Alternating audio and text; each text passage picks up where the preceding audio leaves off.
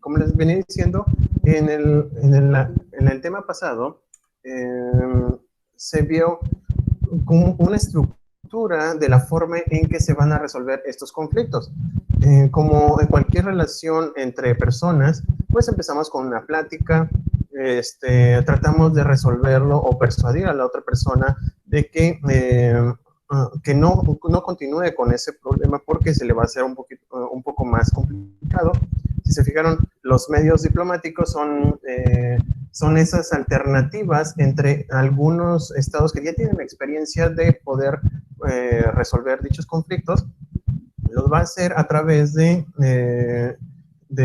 palabra, de plática. Reúnes, incluso los llevan, como les comentaba en el video, los reúnen en una zona neutral en donde no haya mucha defensa, al contrario, que exista toda una amabilidad. De hecho, cuando hay este tipo de situaciones, a los dos que son como conflictivos, los llevan y los tratan como literalmente como soberanos. Ese tercero que los va a apoyar, los presentan e incluso ya sea en un hotel de lujo o algún, vamos, en un lugar en donde pueda darse como que los privilegios para que las dos partes se sientan a gusto.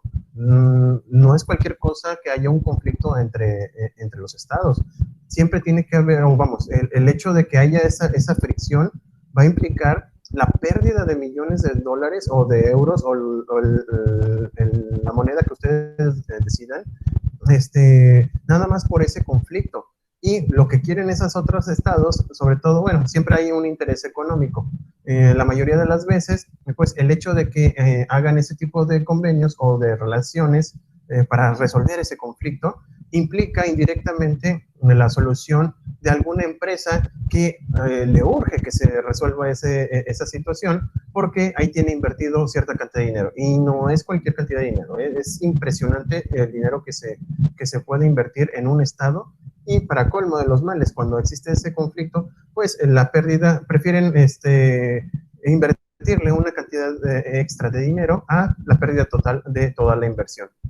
Entonces empieza a seguir la plática y si se fijaron, empieza a hacerse un poquito más bromoso, un poquito más oscuro la forma de relacionarse entre estos estados y el conflicto entre más... Jorge, bienvenido. Conforme se va haciendo un poquito más denso la situación, se empieza a generar nuevos medios al grado de que se llega a lo que es la conciliación, que es el punto más álgido dentro de lo que es las cuestiones diplomáticas. Y si de plano no se puede resolver en esta situación, nos vamos a lo que conocemos como los medios jurídicos. Los medios jurídicos en sí siguen siendo una solución pacífica de controversias internacionales. No hay armas, no hay alguna maquinaria en donde haya un conflicto físico ya directamente entre ambos estados. Aquí se maneja a través de unas reglas previamente establecidas, las cuales se conocen con las convenciones de La Haya a finales del siglo antepasado. Ambos terminan con la decisión obligatoria de un tribunal, ya sea un tribunal arbitrario o de arbitraje, mejor dicho, o un tribunal como la Corte Internacional de Justicia.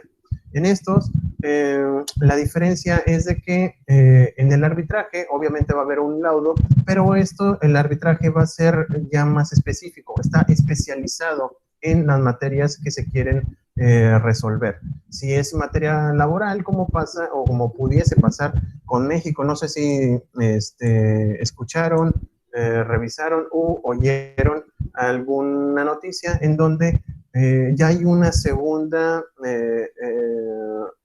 petición por parte de Estados Unidos en contra de México de resolver ciertos requisitos laborales que ya se habían implementado en el Tratado de Libre Comercio y que no ha cumplido México al respecto. Es una situación que podríamos decir que es un tanto, vamos, siempre cuando se implementa un tratado internacional, siempre va a haber algún tipo de conflicto, algún tipo de roce entre ambos estados. Sin embargo, ya cuando hay una segunda petición, en este caso por parte de uno de los estados, es cuando ya empieza a haber algunas alertas al respecto, y no solamente del estado que está en conflicto, sino con todos los demás. Lo que les decía en el otro, en el video también, era de que cuando hay un conflicto muy constante en un estado, todos los demás están al pendiente y están echando ojo, como dirían en el argot de mi barrio, en donde están revisando que efectivamente ese estado que está insistiendo en algún tipo de conflicto, los demás estados van a decir, no, espérame, yo no voy a invertir en este lugar. ¿Por qué? Porque sé perfectamente que al momento de invertir algo, no voy a tener algo que me reditúe, o bien va a terminar siendo un laborioso, tedioso el tener ese tratado con ese país. Vamos, ahorita está pasando con Venezuela. Imagínense todo lo que se invirtió en un principio para la producción, ya sea de petróleo. Por ejemplo, México invirtió mucho en cuanto a las cementeras, como Cemex, y resulta de ser de que empieza el régimen de Hugo Chávez, y nacionalizan todo lo que era estratégico, incluyendo todas las empresas que se encontraban ahí. Todo lo que se perdió respecto a esa nacionalización, porque nunca se les pagó en su momento la cantidad de vida, y siguen en ese problema. Entonces, vamos, si ustedes actualmente, no digo que siempre haya sido, y dudo mucho que vaya a ser así en los próximos, no sé, 20, 25 años, pero Venezuela actualmente, vamos, por decirlo de una manera también burda, en el diccionario del argot internacional, Venezuela es igual a conflicto. ¿Por qué? Por la situación que se encuentra ahorita, la inflación que hay, las inversiones están yendo, las personas están yendo, por lo tanto está disminuyendo el flujo de moneda en ese país, no hay trabajo y se empieza a desacelerar y empieza a aumentar el costo de cada uno de los bienes que se encuentran allí, y por lo tanto todos los demás estados dicen, no, ¿para qué voy a invertir en un lugar en donde no voy a obtener nada? O bien, sé que si mando no sé, $1,000,000, es un ejemplo, simple y sencillamente no va a obtener absolutamente nada, entonces yo para qué invierto ahí. Así también, cuando existe un conflicto con estos países, no van a invertir así a ciegas, sino van a tratar de buscar el país que tenga mayores beneficios para ellos, y sobre todo que no sean conflictivos. Entonces, si México está así con ese conflicto actualmente, pues va a haber un momento en donde van a echar alertas todos los países y no van a querer invertir en México. Entonces, cuando pasa esta situación, cuando existe con lo de materia laboral, problema aquí en México con Estados Unidos es de que el nivel de pago entre un obrero en la maquinaria automotriz, bueno, en la máquina automotriz en Estados Unidos sigue siendo abismal. Lo que le pagan a una persona en Estados Unidos por hora es lo que le pagarían por una semana a un empleado mexicano. O sea, es relativamente dispar en esa situación, y México actualmente no tiene la posibilidad de aumentar más allá de ese precio. ¿Por qué? Porque empezaría o generaría lo que conocemos como una inflación, y eso a la autoridad actual no le convendría, sobre todo por cuestiones de estabilidad económica, y sobre todo habría un problema por cuestiones de la pandemia. O sea, agrégale un granito más al problema, pues se empezaría a agravar. Entonces, por eso ahorita tenemos esa situación, y la forma en que se va a resolver dicho problema es a través de la solución de conflictos actualmente. No me imagino México peleándose con Estados Unidos en armas, pues prácticamente no digo nos aniquilarían, pero sí tendríamos una gran desventaja al respecto. Entonces, para evitarnos cualquier ese tipo de situaciones, nosotros dentro de los tratados internacionales tenemos un clausulado, o bien nosotros no nos adherimos a lo que arbitral o el clausulado arbitral, que ahorita lo vamos a ver. También, bueno, se especializa en este caso, ya sea en materia laboral, mercantil, civil, bueno, existen varias materias y se va enfocando en cada una de ellas. Y cuando se trata de un arreglo judicial, se presupone la existencia de un tribunal o una corte permanente. Puede ser el Tribunal de Arbitraje Internacional o la Corte Internacional de Justicia, las cuales tienen sus propios jueces y sobre todo tienen sus propias reglas. No, no es al arbitrio, bueno, sí puede ser al arbitrio de cada uno de los estados, pero se tiene que poner en el, ya sea en el tratado internacional y también, vamos, ellos sí eligen, pero eligen respecto a un catálogo que ya se encuentra establecido. Ahorita lo vamos a ver. Bueno, dentro del arbitraje internacional, de conformidad con el artículo 37 de la Convención de La Haya sobre la solución pacífica de los conflictos internacionales de 1907, tiene por objeto la solución de conflictos entre estados por jueces de su elección sobre la base del respeto al derecho. Aquí, para nosotros, es muy importante esta señalización por parte de esta convención, ya que da pie a que todos los estados se sometan a una corte, a un tribunal y no a sus consideraciones. Obviamente eso sería completamente fuera de lo que es el derecho internacional. El recurso al arbitraje implica la obligación de conformarse de buena fe a la sentencia. Ellos dos, o sea, los estados que, bueno, dos o más estados que estén en ese conflicto, se van a poner voluntariamente ante este árbitro. Generalmente son seleccionados a través de ellos.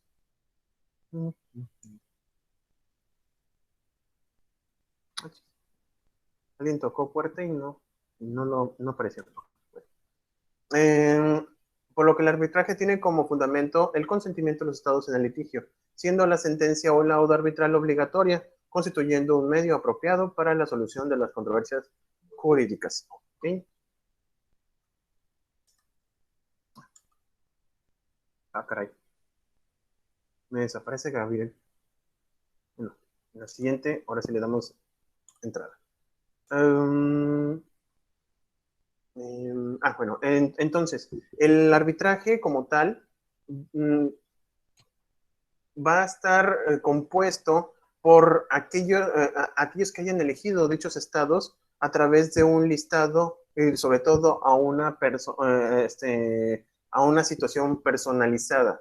Repito, si hablan de materia laboral, como está pasando en estos momentos, pues lo que van a realizar es, van a enfocarse a aquellos árbitros que se encuentran en esa lista ubicada en unas oficinas allá en el Haya, en donde ellos van a cerciorarse de que la lista que está señalada ahí son gente experta en esa materia.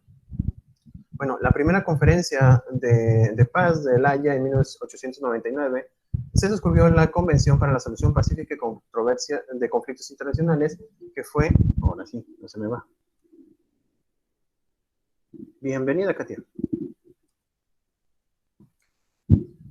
Que fue revisada en 1907, que es la que actualmente conocemos, en la que se estableció la Corte Permanente de Arbitraje allá en esa ciudad. Los estados pueden atribuir competencia a un tribunal arbitral por alguno de los siguientes medios. Lo que les señalaba era que se puede hacer a través de una cláusula compromisoria, un compromiso arbitral, que es exactamente lo mismo, nomás que en uno de ellos está ese apartado o ese acuerdo se encuentra especialmente para el procedimiento a seguir. Y la cláusula compromisoria es como cualquier contrato. Cuando nosotros tenemos algún conflicto, no se han fijado en los contratos. En la parte final siempre señalamos que las partes renuncian a los tribunales de sus ciudades para que cualquier solución de conflicto se realice a través de los tribunales de la ciudad o del estado de, y ya ustedes ponen qué estado es el que se va ¿cómo se llama? En el que se va a solucionar dicho conflicto. Entonces, el compromiso arbitral es un acuerdo especial entre estados por medio del cual someten una controversia existente entre ellos a la decisión de un tribunal y, bueno, en este caso, arbitral, en la designación de la composición del tribunal, las reglas de procedimiento y el derecho aplicable. En este caso, no existe como tal un acuerdo previo.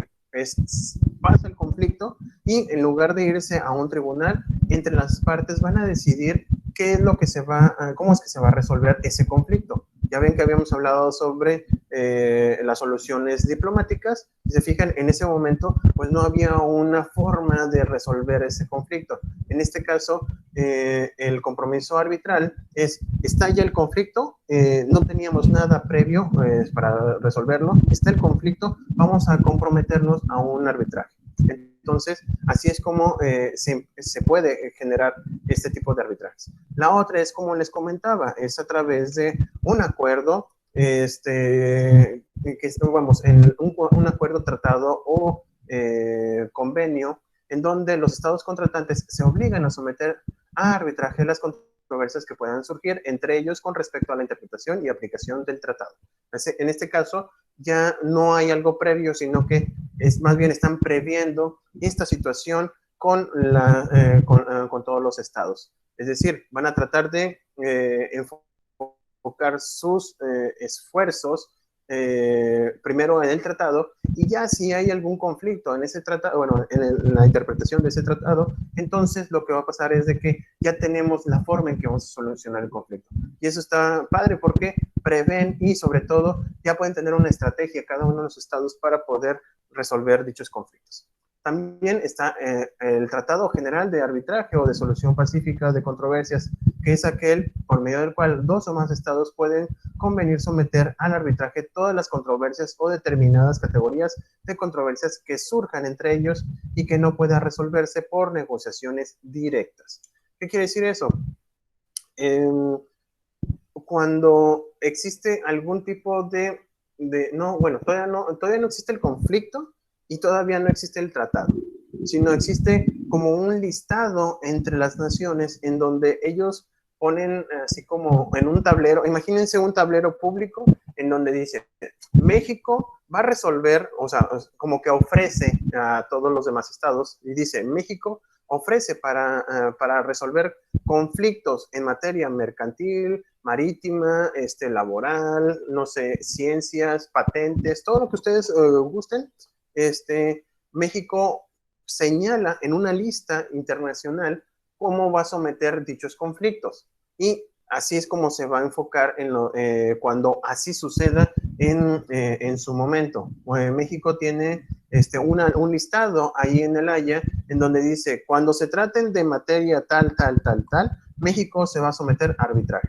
Y así es como se puede resolver previamente, o vamos, ya está como que publicando la forma en que México va a solucionar ese tipo de conflictos. Sí, por alguna razón, otro estado también hace su misma lista, pues nomás hacen como, coinciden en esa situación, y por lo tanto, así es como se va a resolver cuando aparezca el conflicto. ¿Cuál es la ventaja o desventaja de estas listas?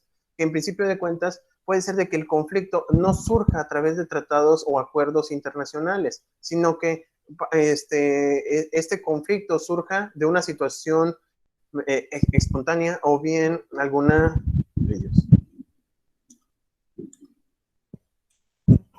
Judith, bienvenida. Ya se me fue.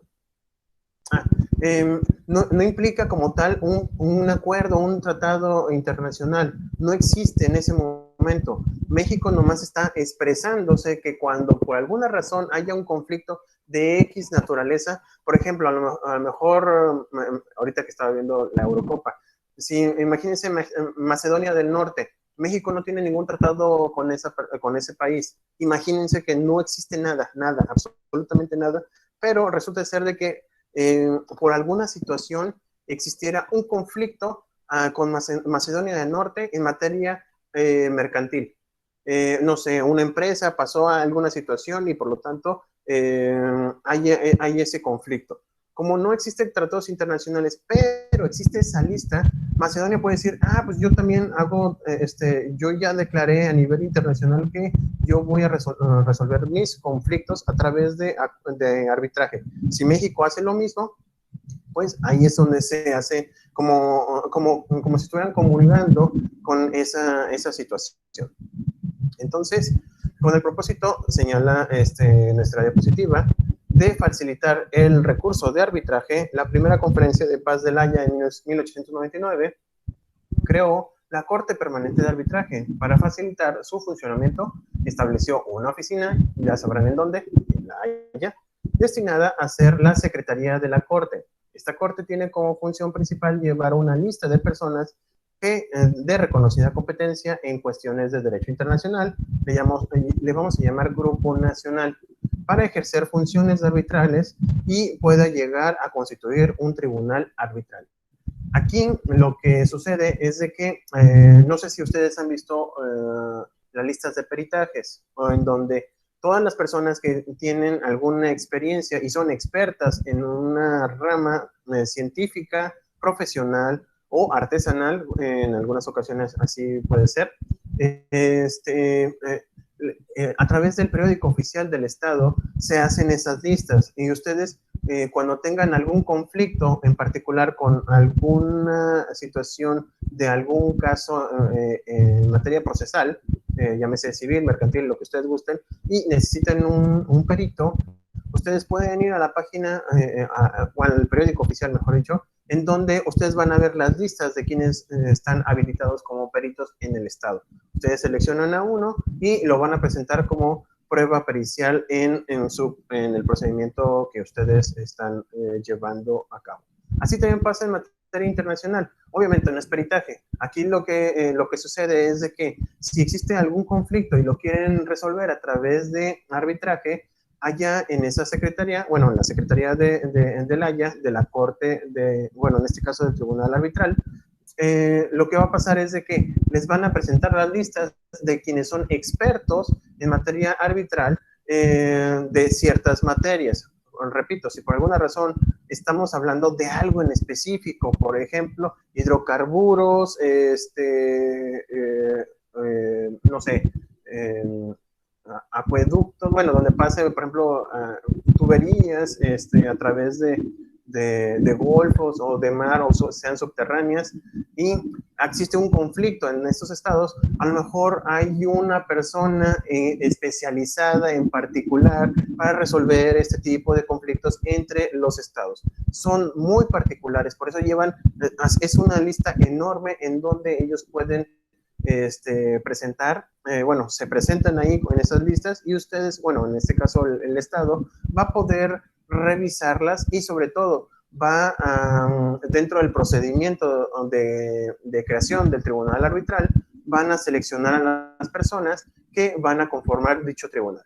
El arreglo judicial, en este caso distinto, consiste en la solución de controversias por medio de una sentencia obligatoria pronunciada por un tribunal permanente, dotada de una estructura legal orgánica, es decir, una corte permanente preestablecida que funciona de acuerdo a su propio estatuto o tratado constitutivo.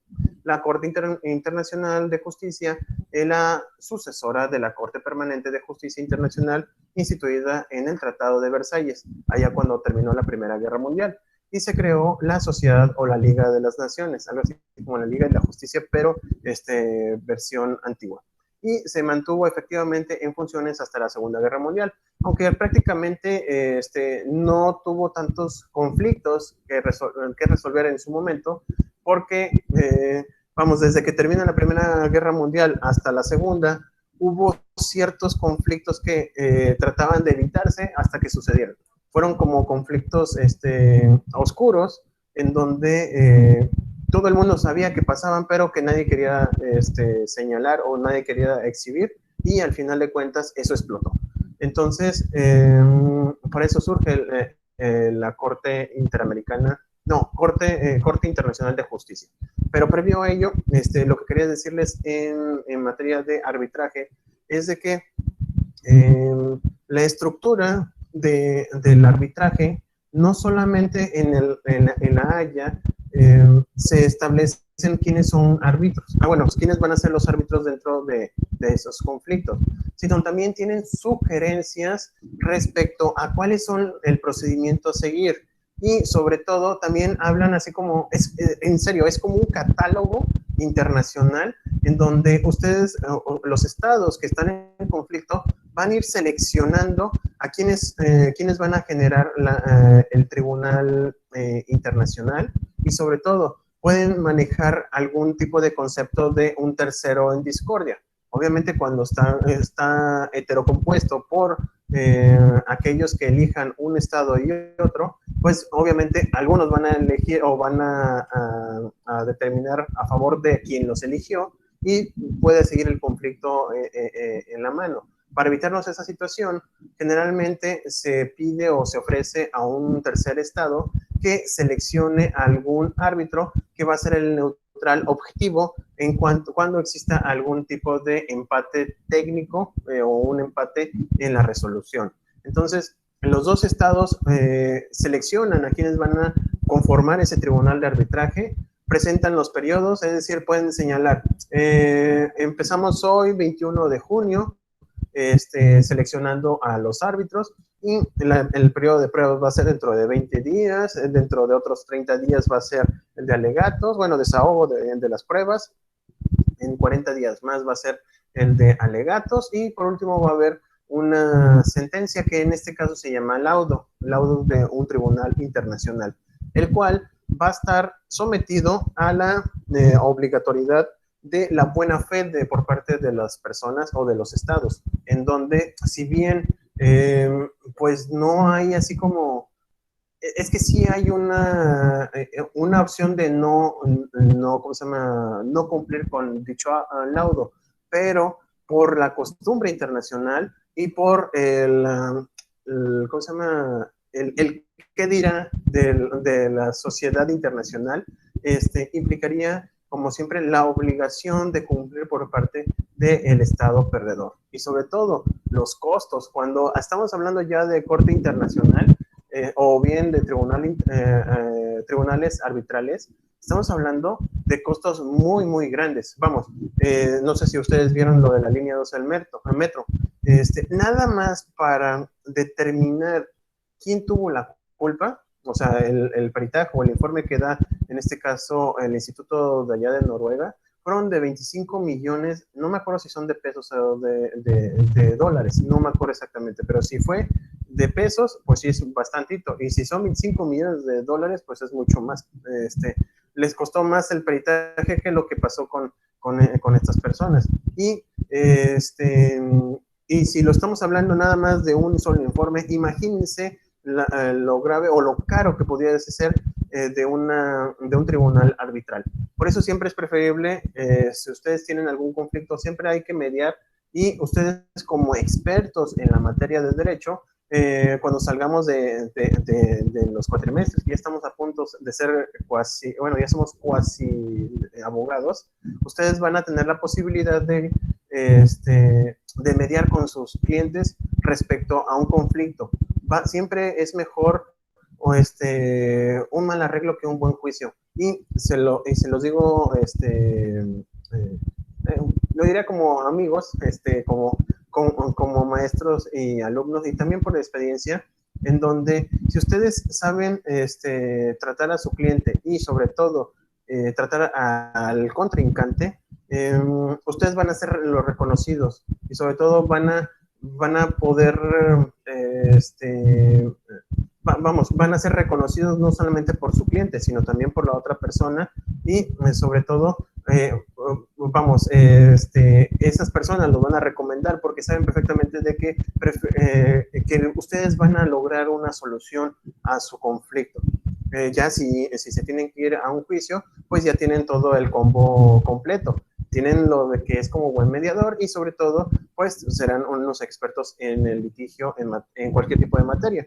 Así también, aquí en materia internacional es muy costoso, por eso muchas veces los estados, tratan de concluir todo esto a través de las negociaciones diplomáticas. Y sobre todo, pues a quién no le gustaría que trataran de solucionar tu conflicto o sea, que hayas generado a otro estado en otro lugar, en otro, le repito, no es cualquier cosa en la forma en que se hace este tipo de diplomacia, sino van a un lugar neutral, llámese, yo diría como playa, como un lugar histórico, un lugar así como que muy ad hoc para que se vean, bajen las defensas cada uno de los estados y puedan realizar este tipo de soluciones. Y a contrario censo, si nos vamos a una solución por medios judiciales o a través de normas internacionales, pues sí es carísimo, muy caro en materia internacional. Y sobre todo, se lo cargan al Estado que pierde, porque, bueno, no todo se le va a cargar al Estado que pierde, sino solamente los gastos y costas. Si hubo algo excedente respecto a otros medios que se hayan presentado, eso es punto y aparte. Aquí solamente se va a pagar lo que corresponde a gastos y costas de ese conflicto. Y repito, es muy caro. Hasta aquí, ¿alguna duda, algún comentario que quieran decirme? Se ve raro atrás, perdón. Todo bien, profe. Perfecto. Se ve como, perdón, no había reparado en ello, parece como si tuviera una cortina, como si estuviera, ¿cómo se llama? Sobrepuesto. No, les prometo que es real. Bueno, dicho esto, cuando se trata, bueno, pasado el 1945, cuando se pierde, bueno, se termina la Segunda Guerra Mundial, empieza a haber un tipo de negociación que es la que conocemos, bueno, es un tipo de negociación entre los países, ay Dios. Bienvenido, José. Ya se me fue. Ya, perdón. Ya. Lo que les comentaba, lo he estado repitiendo en otras clases, pasa 1945, millones de muertos por esa Segunda Guerra Mundial, preocupación de todos los estados que habitamos aquí en este planeta, y se hace de nueva cuenta, les reitero, lo que es la Carta de San Francisco, que crea la ONU, y se discute si era conveniente mantener la Corte Permanente de Justicia, porque lo que también comenté hace unos instantes, cuando termina la Primera Guerra Mundial, sigue en conflicto lo que era Prusia, que actualmente es Alemania, el imperio austrohúngaro, que también pierde, obliga en su separación, y es como el hecho de que no es tanto la separación de ambos terrenos, sino también el poder que les trataron de quitar, porque el hecho de que se escinda también implica la división del propio pueblo que se encontraba en ese momento. O sea, es como si ustedes están en una colonia y les trazan así bueno, supongamos Aguascalientes, les trazan así como ahorita está la Ciudad de México, de un lado de unos y del otro lado otros, y dividen lo que es el dinero, dividen lo que es la economía. Eso implicó pérdida de trabajo, disminución de comida y por lo tanto aumento de pobreza. O sea, hubo una serie de situaciones críticas que nos llevaron entre otras cosas, a la caída ¿cómo se llama? De la crisis del 29, disminución de fábricas. Bueno, es que no saben lo impresionante que pasó desde 1919 hasta la Segunda Guerra Mundial. Todo eso, aunado a que no se dieron los suficientes juicios para la Primera Guerra Mundial. Vamos, los altos líderes que estuvieron en la Primera Guerra Mundial, pues prácticamente no fueron juzgados como tal. Sí hubo un tipo de tribunales en donde exigieron justicia respecto a todos los millones de muertes de la Primera Guerra Mundial, en donde se utilizó, no sé si le puede llamar armas o acciones de lesa humanidad, porque todavía no teníamos ese concepto. Pero sí, repito, fueron millones de personas las que murieron en la Primera Guerra Mundial. Y sobre todo, las sentencias que emitía la Corte Permanente de Justicia Internacional fueron muy, muy ligeritas, muy suaves respecto a lo que implicó la Gran Guerra, que así se le llamaba la Primera Guerra Mundial. Entonces, como no fue tan dura esa Corte Internacional, bueno, como la Corte Permanente de Justicia, se crea otra corte que le llamamos Corte Internacional de Justicia. Ahí sí fueron tan férreos que, vamos a decirles que los grandes líderes de la SS, o nazis más importantes, pues fueron llevados a la horca, básicamente, ¿verdad? Casualmente, después de eso ya se hace lo que es la Declaración Universal de los Derechos Humanos, pero previo a ello, pues sí los pasaron a perjudicar de manera permanente a estas personas que fueron los líderes ¿cómo se llama? De esta parte, de este grupo perdedor de la Segunda Guerra Mundial. Entonces, se crea lo que es la Corte Internacional de Justicia, también establecido en el artículo 92 de la Carta de la ONU, en la cual señala que la Corte Internacional de Justicia será el órgano judicial principal de las Naciones Unidas. Cuando exista algún conflicto entre los estados y dentro de los tratados del tratado en que se obliguen estos estados a resolver sus conflictos, pongan a la Corte Internacional de Justicia, la confundo mucho, la verdad, con Corte Internacional y Corte Interamericana. ¿Por qué? La Corte Interamericana habla de derechos humanos, la Corte Internacional habla de tratados internacionales. En este órgano judicial funcionará de acuerdo con el estatuto anexo.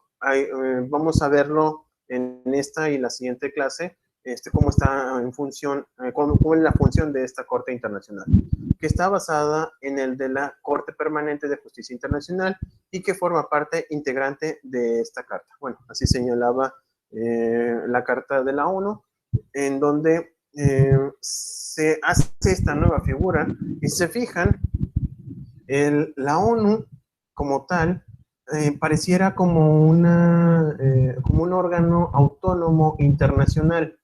Tenemos la parte ejecutiva, que es el secretario de la ONU, la parte legislativa, que es la Asamblea Nacional, la Asamblea General, perdón, de la ONU, y también tenemos una Corte Internacional de Justicia. Tenemos el poder ejecutivo, legislativo y judicial en esta ONU. Entonces, es como una especie de chipote de poderes en donde, hay un manejo, hay un orden, una estructura internacional respecto a la forma en que debemos de orientarnos en este mundo. Y es a través de estos tres poderes que están generados de facto en la Carta de San Francisco. Asimismo, se mantuvo de esta manera una continuidad entre ambos tribunales. Vamos, lo malo que hicieron fue cambiarle el nombre a ya no Corte Permanente, sino Corte Internacional, pero le dieron mayor poder. ¿Por qué? Siempre había habido el conflicto de la Primera Guerra Mundial que no sostenía una obligatoriedad respecto a la resolución. Y en particular, en la Corte Internacional, ya le da tanta firmeza, repito, que hasta ejecutaron la sentencia a los líderes nazis, a través de los juicios de Nuremberg y de Tokio, en donde ambas partes, a los líderes de Italia creo que les fue mucho peor. Pregúntale a Mussolini, bueno, no le pregunten, vean lo que es la historia, ahí se dan cuenta de lo que le pasó. Pero a todos los demás líderes, directivos, generales de ambas naciones, tanto Tokio y como de Alemania, pues fueron ejecutados utilizando esta corte internacional. O sea, sí fue tan férrea que dieron escarmiento o castigaron a aquellos que pues empezaron y perdieron la Segunda Guerra Mundial. La Corte está constituida por un cuerpo de magistrados independientes elegidos sin tomar en cuenta su nacionalidad, aunque cabe destacar que uno de los jueces, o en este caso magistrados, de la Corte Internacional hay una mexicana, muy reconocida en materia de justicia internacional, y afortunadamente para nosotros, o sea, como estandarte, podemos decir que tenemos a una magistrada internacional que representa a México, aunque en un sentido no tan, vamos, no va a representar a México como tal, porque como ya señalaba, su nacionalidad se vuelve irrelevante cuando se trata de la Corte Internacional.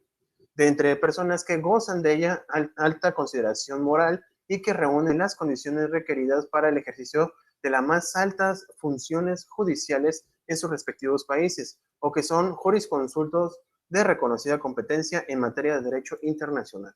O sea, tienen que tener unas calidades impresionantes, unas cartas credenciales de tal magnitud que les permitan entrar a ese tipo de cortes internacionales. Y afortunadamente, repito, tenemos a una representante digna de esa altura de la Corte Internacional. También les puedo señalar que se compone de 15 jueces, de los cuales no puede haber 2 que sean nacionales de un mismo estado. También aquí, acá aunque diga que no tiene nada que ver la nacionalidad, no puede haber de 2 estados, 2 personas de la misma nacionalidad, porque estaríamos hablando de una subjetividad. Ahorita vamos a ver por qué. Al final de cuentas, disminuye muchísimo lo que corresponde a ¿cómo se llama? Aunque sean 15 jueces, realmente puede llegar a funcionar con 9 de ellos. Entonces, entre más nacionalidades haya de un país en particular, y disminuya el pleno de dicha corte, pues puede haber alguna suspicacia respecto a la forma en que resuelva algún caso. ¿Ok? Ejercen su cargo por 9 años y pueden ser reelegidos, es decir, pueden estar ahí hasta 18 años. La Corte tiene su sede en La Haya, en Países Bajos. ¿Ok? Como dato curioso, Países Bajos es porque está debajo del nivel del mar. Ok. Los jueces de la Corte son independientes en sus gobiernos y ejercen sus funciones. Son inamovibles. A una vez que toman protesta, no pueden ser quitados, salvo por una cuestión de tal magnitud que todos los jueces, tiene que ser unánime, todos los jueces que están a su alrededor determinan que ya no reúne las calidades morales para seguir siendo, en este caso, juez del tribunal. Y no pueden desempeñar funciones políticas o administrativas alguno. Obviamente, estaríamos hablando de algo subjetivo si lo realizara. Entonces, para evitarnos esa situación, son inamovibles. De hecho, pasaría lo mismo aquí en México con los ministros de la Suprema Corte, aunque ya sabemos que si bien no pueden ser amovibles, pueden renunciar y se les puede aceptar a través de unas cartas que quién sabe cómo lo hicieron para permitirlo. Pero bueno, el caso es de que tiene esa independencia también de los gobiernos. Repito, cuando entran y toman posesión como jueces de la Corte Internacional, se olviden ya de plano de lo que es su nacionalidad. ¿Por qué? Porque tienen que ser neutrales. Y tarde o temprano les va a caer perdón por la expresión, les va a llegar un caso que corresponda al estado donde son nativos. Y también va a haber un momento en donde uno de los jueces es de un país y otro es de otro, y así sucesivamente. Por lo tanto, puede haber algún tipo de conflicto de intereses. Lo que sí se denota es de que si bien corresponden a ese estado o a ese país, no debe de haber alguna, o debieran quitarse ese chip de esa nacionalidad y buscar la manera de ser lo más neutros posible. La verdad es que siempre cuando se da esa connotación es muy difícil de quitárselo, pero les puedo asegurar que sí, porque aquí va más allá de la nacionalidad, lo que se tiene que buscar es la justicia, y esa tiene una sola nacionalidad. Vamos, todo el mundo quiere eso, y por eso se trata de buscar a una persona que sea altamente moral. También los idiomas oficiales de la Corte son el inglés y el francés, pero la Corte puede autorizar el uso de otro idioma. El inglés y el francés, muy sencillo. Dentro de los que ganaron de la Primera Guerra Mundial fueron Inglaterra, Estados Unidos y Francia. O sea, por eso inglés y francés. Pero también puede autorizarse otros idiomas. Dependerá mucho de la aceptación por parte de los estados que se encuentran en conflicto. Obviamente, si México está con conflicto con España, pues puede autorizarse que el lenguaje que se utilice al final dentro de la resolución pues sea el español. O sea, no va a haber tanto problema por esa pequeñez, por decirlo de una manera. Entonces tendría que traducirse en inglés, en francés y en español, si así lo señala. También pueden nombrarse jueces ad hoc, designados por las partes que participan en términos de completar igualdad con un aumento. Partes que participan en términos que completa igualdad con los demás magistrados. Es decir, si señalamos que son 15 jueces, también pueden los estados señalar, no, ¿saben qué? De esos 15, solamente ocupamos 9 jueces, y esos 9 jueces van a estar divididos, no sé, 4 y 4, y ¿cómo se llama? El impar o el número impar lo decide el propio tribunal u otro estado que desee apoyar en la resolución de dicho conflicto. Entonces, también lo pueden hacer así. Afortunadamente, la justicia se puede moldear de tal manera de que, moldear me refiero a, sigue siendo la misma justicia, sin embargo, puede tener cierta flexibilidad, ese era el término, cierta flexibilidad en cuanto a la forma en que se va a componer las personas que van a generar la justicia. Así, por ejemplo, en Estados Unidos, no sé si se han fijado, cuando se tratan o conflictos en materia penal, en donde el gran jurado es el encargado de establecer la justicia. Ellos son los encargados de determinar si es culpable o inocente una persona. Y el juez lo que va a hacer es, con base a lo que señale el gran jurado, va a determinar la sanción.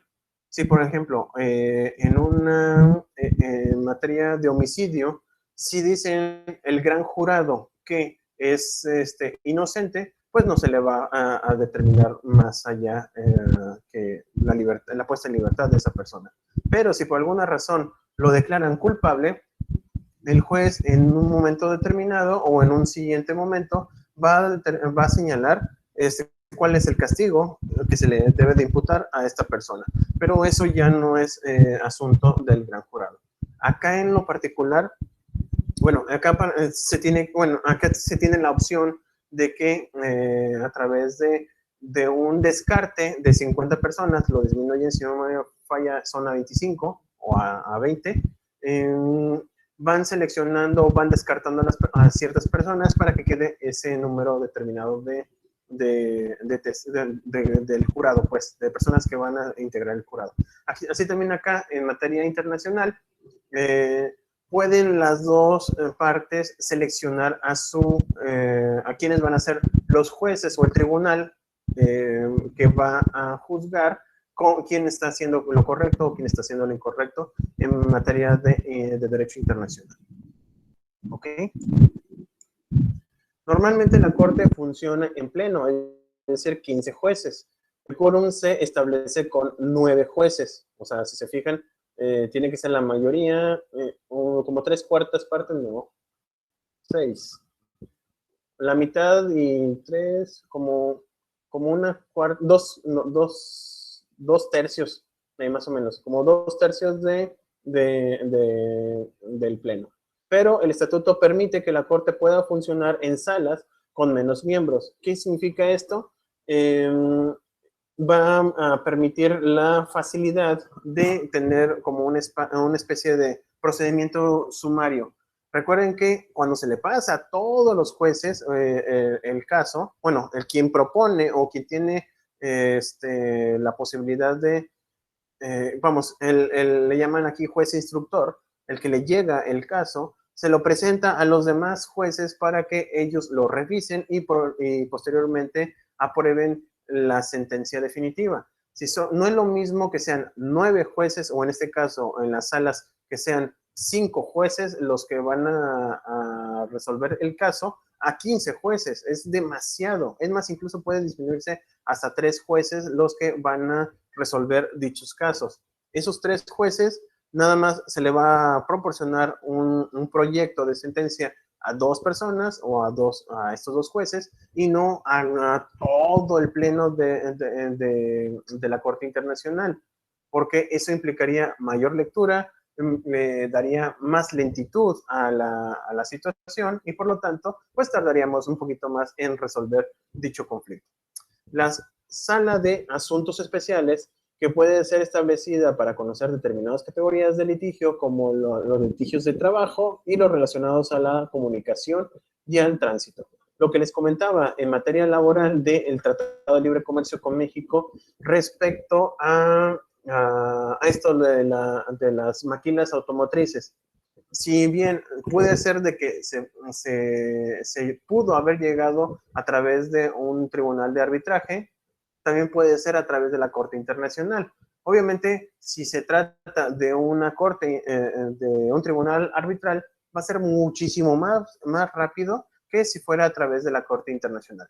Ellos tienen la posibilidad, los 2 estados, o en este caso 3 estados, que sería Canadá, Estados Unidos y México, de resolver ese conflicto a través de del tribunal arbitral.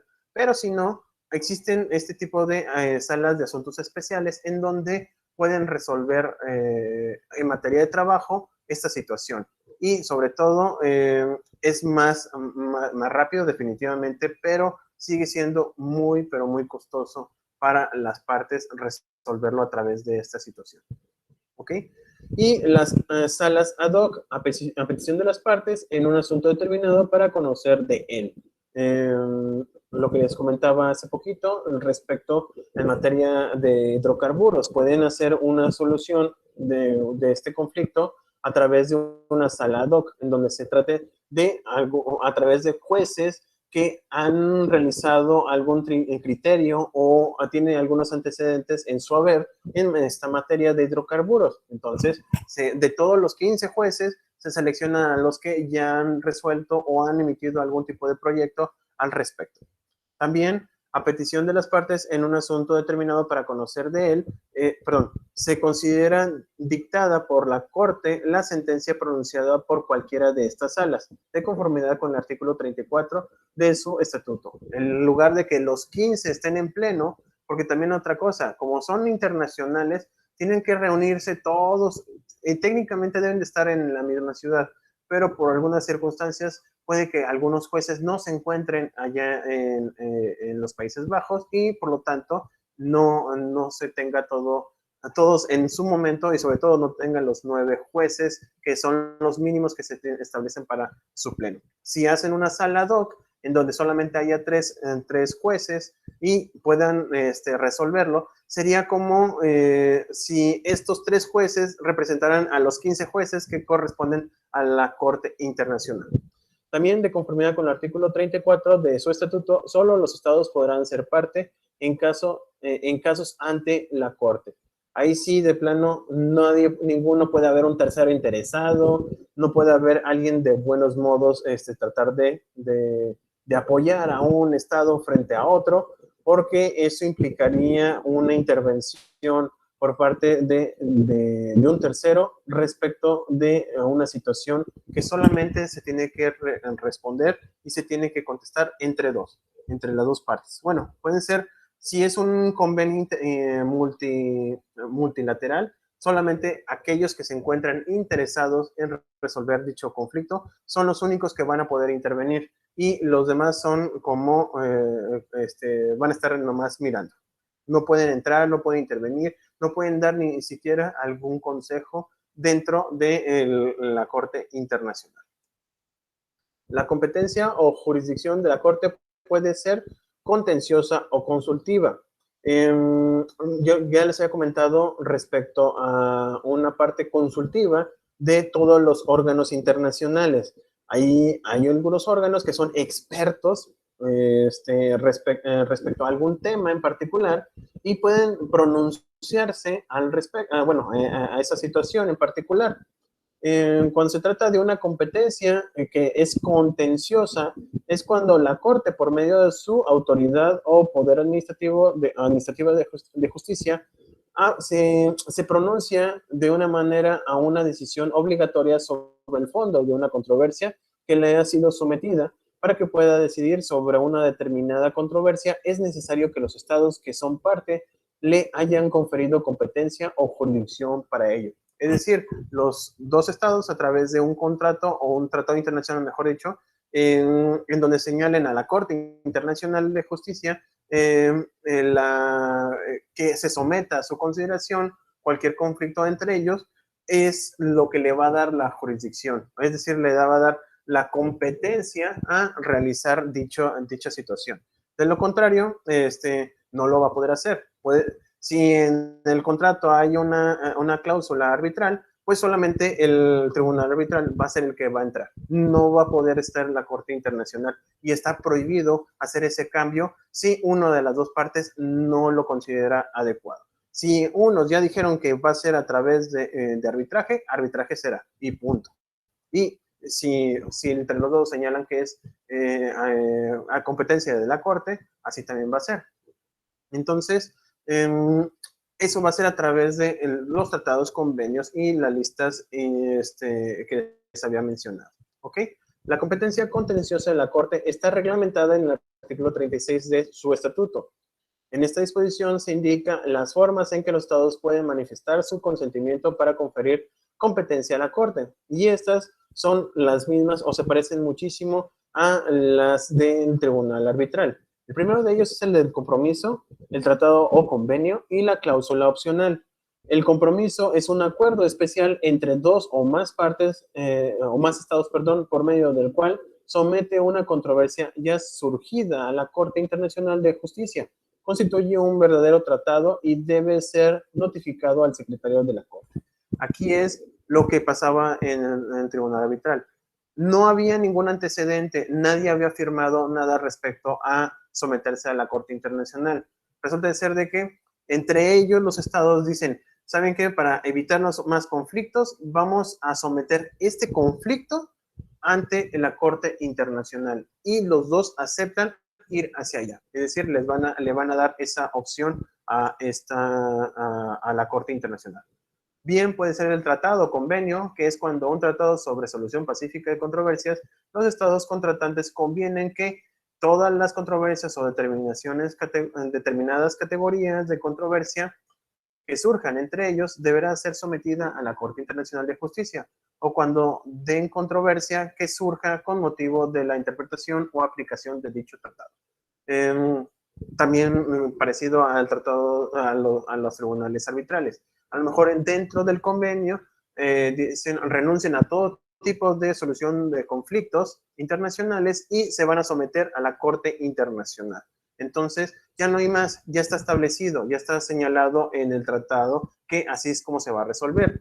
Y está la cláusula opcional o cláusula facultativa de jurisdicción obligatoria, que está regulada en el artículo 36, párrafo segundo del Estatuto de la Corte, que dispone que los estados partes en el presente estatuto podrán declarar en cualquier momento que reconocen como obligatorio ipso facto y sin convenio especial respecto de cualquier otro estado que acepte la misma obligación, la jurisdicción de la Corte en todas las controversias de orden jurídico que versen sobre la interpretación de un tratado, cualquier cuestión de derecho internacional y la existencia de todo hecho que, si fuera establecido, constituiría violación de una una obligación internacional.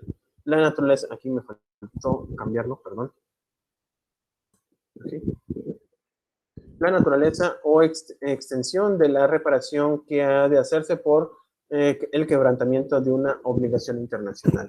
Es como la lista que les había señalado o la que les había dicho de que coincidían. Es decir, lo hacen de manera público que cualquier conflicto que verse sobre ciertos temas, un Estado va a decir, ¿saben qué? Respecto a este tema, yo lo voy a resolver a través de la Corte Internacional.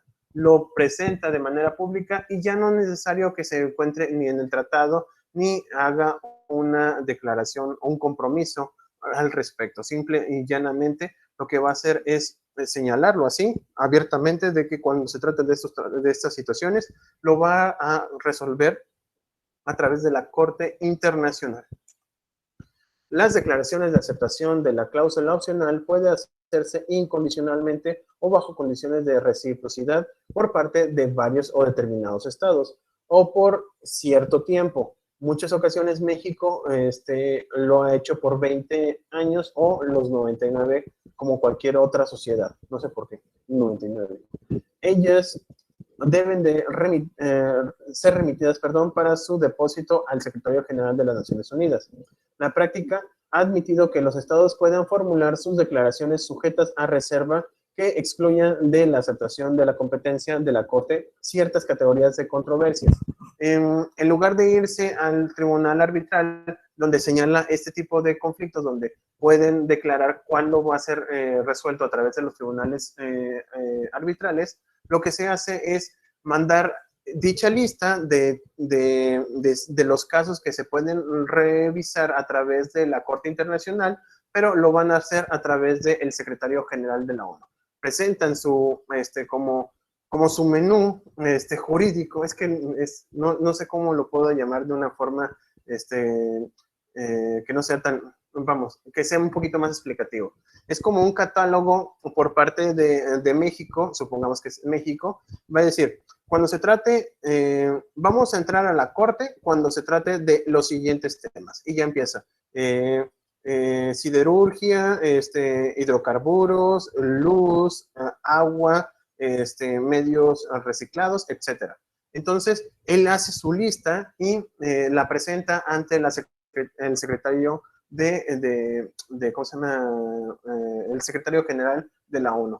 Entonces, él ya lo tiene. Si por alguna razón hay algún conflicto con otro estado, el secretario puede decir, no, espérate. Fíjate que revisando el catálogo para someter a consideración los conflictos ante la Corte Interamericana, México, tú dijiste que cuando se trate de hidrocarburos lo vas a hacer ante la Corte Internacional. Y casualmente, con este otro país que te estás peleando por esa misma situación, él también dice que sí existe algún conflicto al respecto, también lo va a someter a la Corte Internacional. Entonces, los dos están de acuerdo de esta situación porque lo hicieron público y por lo tanto, así es como se va a solucionar. Ya no tenemos que movernos ni hacer otro tipo de situaciones respecto a solución de conflictos diplomáticos. Se pueden hacer, repito, siempre es mejor un mal arreglo que un buen juicio. Y si lo pueden hacer antes, mucho mejor. De lo contrario, para evitarnos esta situación de que no me dijiste, tú me dijiste, o hiciste algo, porque así pasa, créanme que así pasa en materia internacional. Con una sola, es más, con que le vio feo a un diplomático a otro, es más que suficiente de hacerlo muy grande o incluso de que existan serios problemas.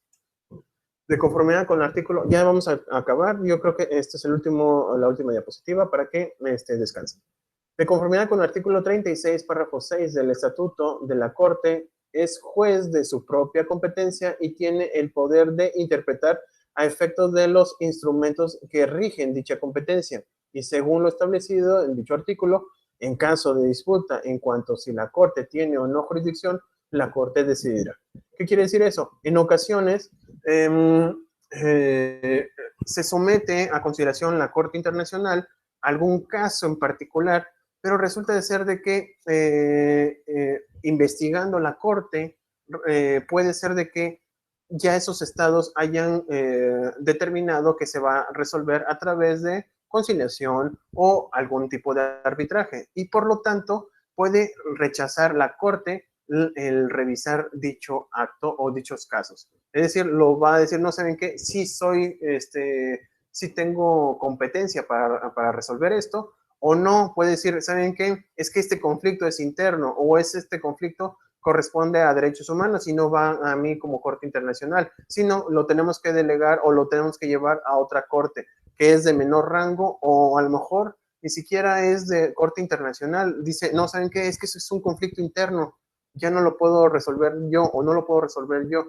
lo va a tener que decidir algún tribunal o el Poder Judicial del Estado en conflicto.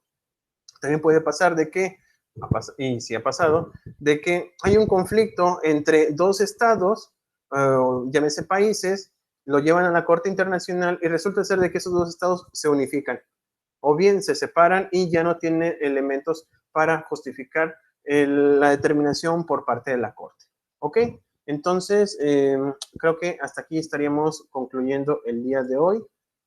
¿Alguna duda, algún comentario al respecto? ¿Todo bien? Todo bien, profe. Muchas gracias, Martín. Les comentaba también, creo que en el video, su calificación parcial corresponde a lo que sacaron dentro de la plataforma. La verdad es que les fue muy bien a todos, les felicito muchísimo. Aquellos que sacaron .5 se sube al número superior inmediato. Si sacaron 8.5 sube a 9 y 9.5 sube a 10 y así sucesivamente, excepto, bueno, hasta el 10, ¿verdad? Porque ya no se pueden más. También ya se encuentra la actividad, la pose en el parcial, el segundo parcial. Ya si entran a lo que es la plataforma, se van a encontrar que ya está habilitado el segundo parcial y ya tiene tanto los temas de la semana pasada como lo que, bueno, excepto obviamente este video y las diapositivas de este día, pero todo lo demás ya se encuentra generado o ya se encuentra en la plataforma. Para darles un poquito más de tiempo, les puse que la actividad del día de hoy lo puedan realizar a más tardar el 25. Se me hace una fecha justa, pero es que no había visto, estaba revisando de que no lo habían, nadie se había fijado al respecto. A lo mejor por omisión personal, no les dije que ya estaba en el segundo parcial. Como para ser justos, por eso le estoy dándoles más tiempo para responder, que son dos preguntitas que corresponden a los temas vistos de la semana pasada. Dicho todo lo anterior, les agradezco muchísimo su asistencia y nos estaremos viendo, escribiendo o escuchando el siguiente clase, que es el miércoles. ¿Va? Vale, pues. Bueno, si no tienen algún... Muy buenas tardes, nos vemos. Voy a cerrar la llamada. Nos vemos. Bye. No, primero la grabación.